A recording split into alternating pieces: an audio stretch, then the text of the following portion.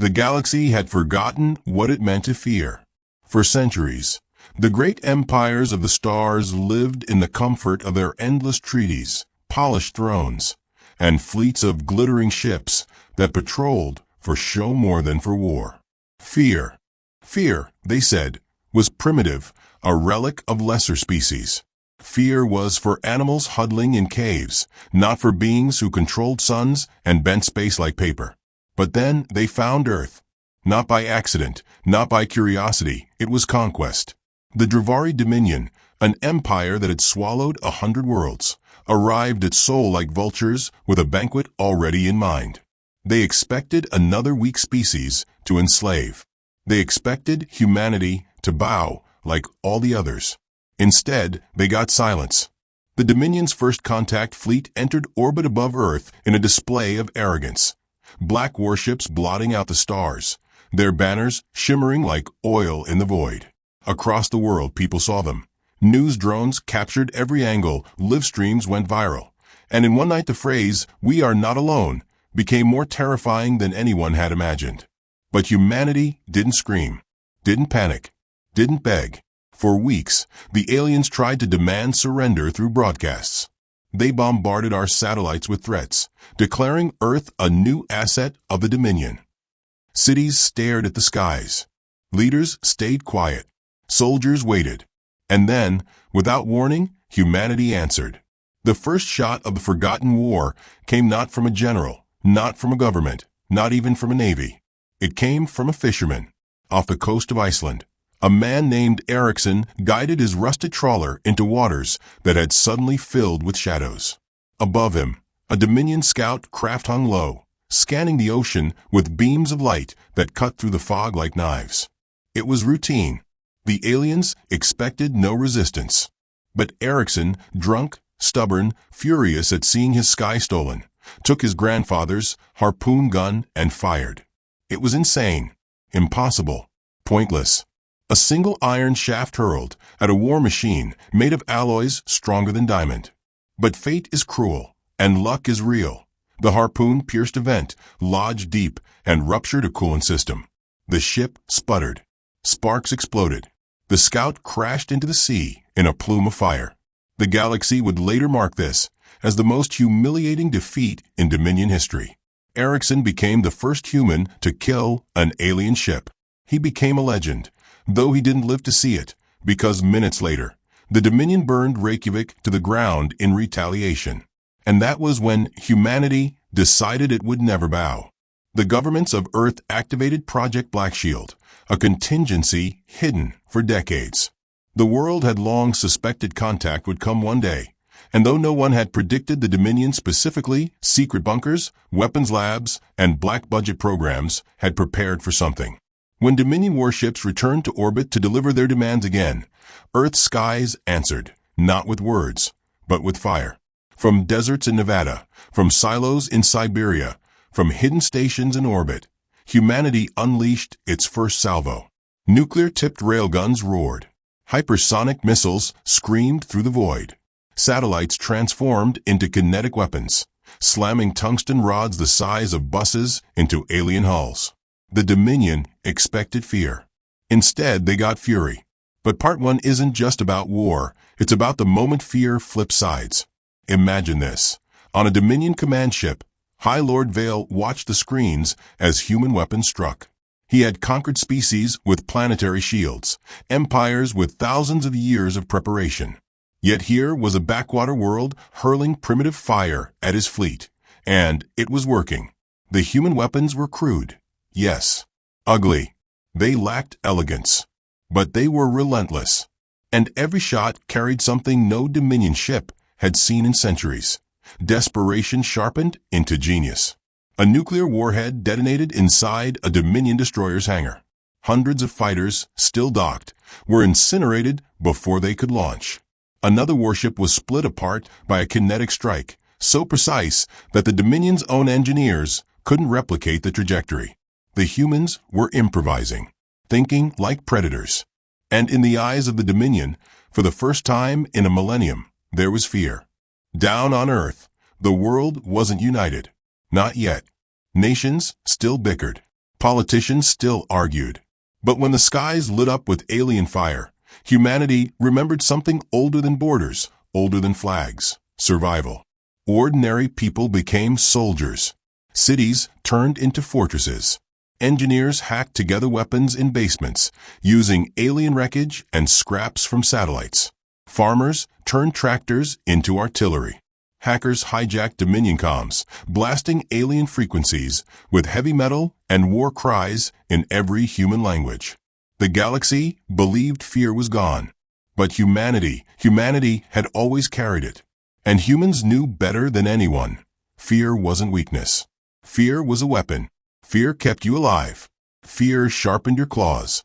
By the end of the first month, the Dominion had expected Earth to kneel. Instead, they were bleeding ships, losing officers, and facing a population that refused to submit. High Lord Vale gave a new order, one no Dominion commander had spoken in centuries. Pull back. Regroup. This species is dangerous. The galaxy laughed at first. When news spread across trade routes that a primitive species had forced the Dominion to retreat, most dismissed it as propaganda. A joke. A glitch. But then came the footage. The crash in Iceland. The burning of Dominion ships above Earth. The faces of human soldiers screaming defiance into cameras as orbital strikes lit the skies behind them. Billions of alien citizens across 100 worlds watched, and for the first time in generations, they felt something unfamiliar in their bones. They felt fear. Part 1 closes with a single scene. In a bunker beneath London, the leaders of Earth gathered around a war table. The room shook as another orbital strike hit the atmosphere. The walls were plastered with screens, each showing different cities on fire, but also showing humans fighting back. An admiral leaned forward, voice steady. They came to make us slaves. Instead, we reminded them what it means to be prey. The room fell silent. And in the silence, humanity decided its destiny. This would not be the story of another conquered world. This would be the day humanity taught the galaxy how to fear again. The Dominion thought pulling back would buy them time. They thought regrouping, rearming, and studying human tactics would be enough. They didn't understand what they had ignited. The sparks across Earth. In the weeks after the first withdrawal, Earth didn't celebrate. It rebuilt fast. The skies were still scarred with smoke, cities still burned, and families still buried their dead. But beneath that grief something else grew. Unity. For the first time in human history, the lines between nations blurred. The UN, NATO, the African Union, the Asian Consortium, all the fragmented alliances, melted into one banner, the Terran Defense Front. Weapons poured out of hidden vaults. Old blueprints long buried under classified projects resurfaced. Engineers took apart captured Dominion wreckage, reverse engineering plasma coils and shield arrays like desperate scavengers pulling apart a dragon's corpse. In a garage in Mumbai, mechanics turned Dominion scrap into a rail cannon mounted on the back of a city bus. In a hangar in Nevada, F-22 Raptors flew with alien thrusters strapped onto their wings, moving faster than the pilots' own bodies could handle. In Siberia, missile silos retooled their warheads with hybrid warheads, half nuclear, half Dominion antimatter stolen from wreck ships. Earth was becoming something new, a forge of fear. The Dominion's counterattack. The Dominion could not allow the embarrassment to stand. High Lord Vale, once untouchable, now faced scorn from his peers. You lost ships to primitives, they sneered. You let prey wound the hunter. To restore their pride, they unleashed Operation Eclipse, a full-scale invasion, not just to conquer Earth, but to make it an example. The second wave of Dominion fleets came not with 20 ships, but with hundreds. Colossal dreadnoughts blotted out the sun. War barges deployed swarms of drones by the thousands. Planet-killer weapons, the kind the galaxy thought extinct, hovered in orbit like vultures with fire in their throats. To the galaxy, it was unthinkable. To unleash such force on one planet was like using a mountain to crush an insect. But humanity was no insect. The battle of the atmosphere. When the Dominion fleets descended, they expected easy slaughter. But they didn't expect Earth's skies to already be a trap. From the stratosphere, Hidden orbital cannons awoke, ancient projects humanity had built during the Cold War and denied ever existed. They fired tungsten rods at hypersonic speeds, punching holes clean through Dominion carriers. From the oceans, submarines launched swarms of missiles tipped with hybrid warheads, their trails glowing like falling stars as they slammed into dreadnought shields. And from the ground, the skies lit up with everything humanity could throw. Fighter jets screamed upward in suicidal runs, launching payloads too fast to track. Lasers cobbled together from hacked satellites sliced drones into molten sparks. The battle wasn't elegant. It was chaos. It was desperation forged into brilliance. And it worked. On live broadcasts streamed across the galaxy, alien citizens watched Dominion dreadnoughts fall burning into Earth's oceans. They watched drones swatted from the sky like insects by weapons that shouldn't even exist. And slowly, horribly, a realization spread. Humanity wasn't just defending. They were learning. The hunters become prey. On the Dominion flagship, High Lord Vale paced before the holomap. Every time he marked a human defense destroyed, two more appeared. The humans weren't just fighting back. They were improvising faster than his commanders could predict. A human bomber pilot, her squadron shredded, dove her last remaining jet directly into a Dominion war barge, detonating its reactor and sending shockwaves through the fleet. A group of hackers in Seoul broke into Dominion drone command protocols, hijacking entire swarms and turning them against their masters. In Brazil, soldiers dragged Dominion prisoners onto live broadcasts and forced them to watch human children cheering as alien ships fell from the sky. The galaxy had never seen war like this. Dominion campaigns were swift, clean, efficient. They conquered worlds in weeks, leaving nothing behind but obedience. But Earth turned war into spectacle, into story, into myth. And myths spread faster than bullets. The galaxy begins to whisper. Across the stars, alien species huddled in their homes, watching the feeds smuggled out of Seoul. The Krith, long enslaved by the Dominion, whisper to each other, "If humans can fight, why not us?"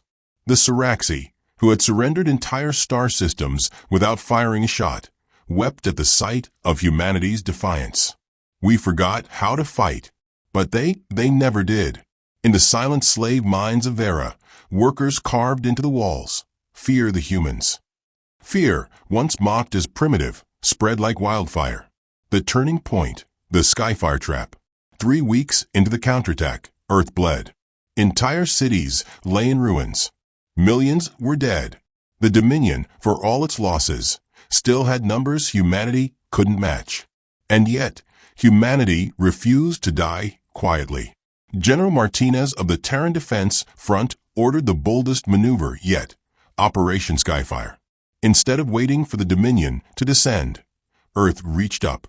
All surviving orbital weapons, all railguns, all nuclear payloads, everything was aimed not at the ships overhead, but at the very fabric of space itself. Martinez's plan was madness. Collapse a Dominion wormhole gate mid-transit.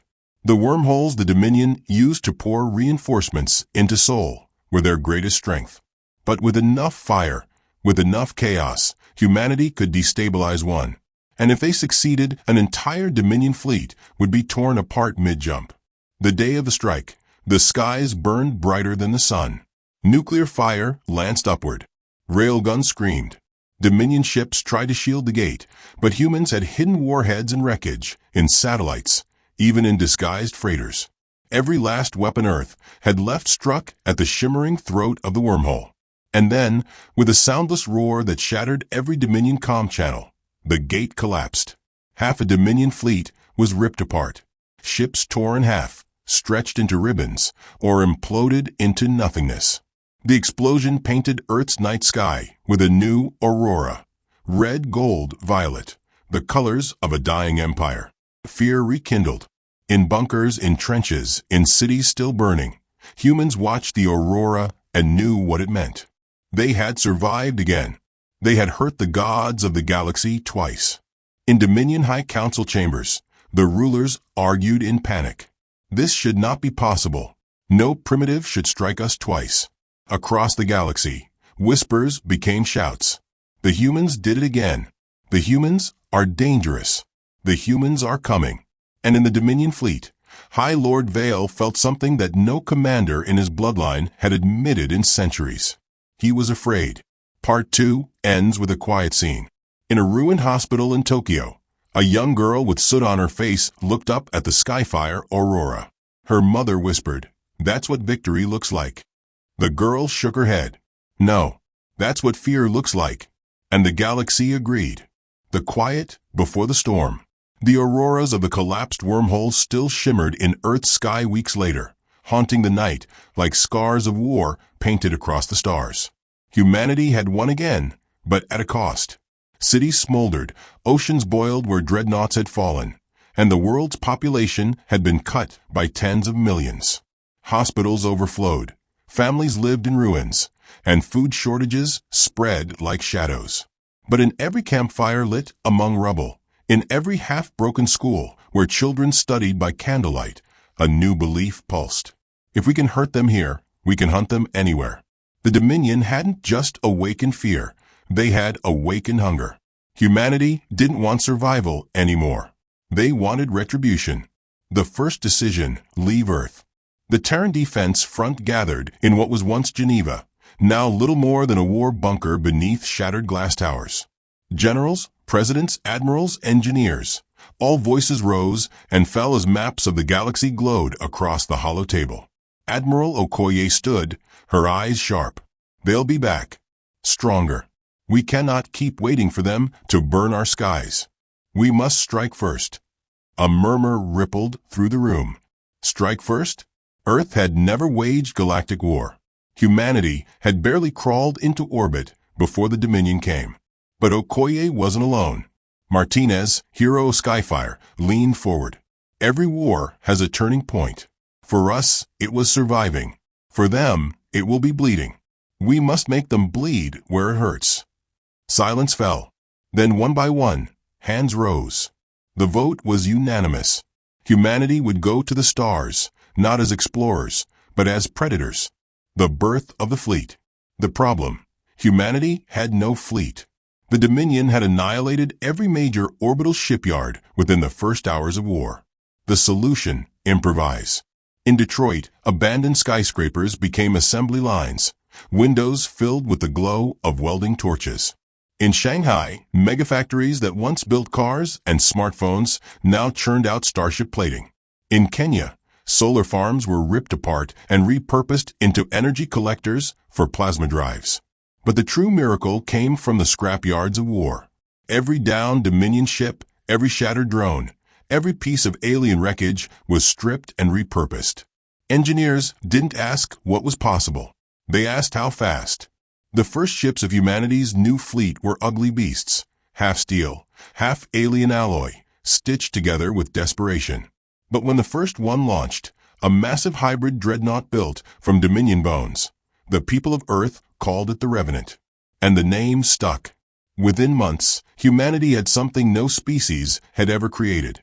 A fleet born not of unity, but of revenge. The galaxy watches. When the first human warships breached orbit, broadcasts spread faster than light. Aliens across the galaxy watched primitive Terrans weld scavenged weapons onto ships that had no business flying. They laughed at the ugliness, then fell silent at the audacity. A Siraxi elder whispered, "They are learning faster than the Dominion can kill them." A Krith miner clenched his fist. "One day, they will teach us too." The galaxy had never seen prey turned predator so quickly. The whispers of fear grew louder. The first hunt, the Vera raid. The Dominion assumed Earth would stay on defense. They assumed wrong. The Revenant, alongside 6 smaller hybrid destroyers, vanished into slipspace on humanity's first true offensive mission. Their target, the Vera slave mines, where billions toiled under Dominion chains. When the fleet emerged, the Dominion overseers laughed. A handful of scavenger ships? An insect swarm? Easy. But insects bite hardest when cornered. Human destroyers screamed into the atmosphere, engines blazing blue-white. They unleashed payloads of tungsten slugs, burning through Dominion outposts like meteors. Soldiers stormed the mines, weapons cobbled together from Earth tech and alien plasma rifles. And for the first time in centuries, slaves lifted their heads and saw not conquerors, but liberators. The battle was brutal. Thousands of humans died in close combat, Dominion soldiers outnumbering them 20-1. But by dawn, the mines were silent. Dominion overseers lay broken, their banners burning, and billions of slaves looked up to see Earth's flag painted against the dawn sky. The message traveled faster than light. The humans don't just defend. They free. The Dominion panics. In their council chambers, the Dominion High Lords argued with fury. They are primitives, one roared. They are plagues, hissed another. Plague spread, murmured Vale, staring at the reports of the Vera massacre. His voice shook with something no one had ever heard from him before, doubt. Fear of humanity wasn't just whisper now. It was a chorus. The fire within the slaves. The rescue of Vera sent shockwaves. Slave worlds long silent erupted. On the planet Dracos, Krith miners refused to descend into tunnels. They scrawled on the walls, "We wait for the Terrans." On Siraxi Prime, whispers turned to riots, civilians hurling Dominion banners into the fire. And on the fringes of the galaxy, rebel groups began sending encrypted signals, repeating the same message again and again. Teach us how to fear again. Teach us how to fight. The price of boldness. But victory came at a price. When the Revenant returned to Earth, its hull was scarred, half its systems offline. Hundreds of soldiers didn't come home. And for every world they freed, the Dominion tightened its grip on others. Humanity had awakened the galaxy, but also the fury of an empire that had ruled unchallenged for millennia. High Lord Vale issued a decree. No longer would the Dominion treat Earth as prey. It was now an enemy to be eradicated at all costs. And so across the stars, fleets gathered. War machines older than humanity's entire civilization awoke from slumber. Planet crackers warmed their cores. Armies 100 million strong marched. The Dominion was preparing for total annihilation. The night before the storm. On Earth, as preparations for the next battle raged, soldiers huddled around fires. Engineers welded until their hands bled. Pilots memorized Dominion maneuvers until they could fight with their eyes closed. But among them all, a sense of inevitability spread. Humanity had left Earth. They had struck the Dominion. There would be no turning back.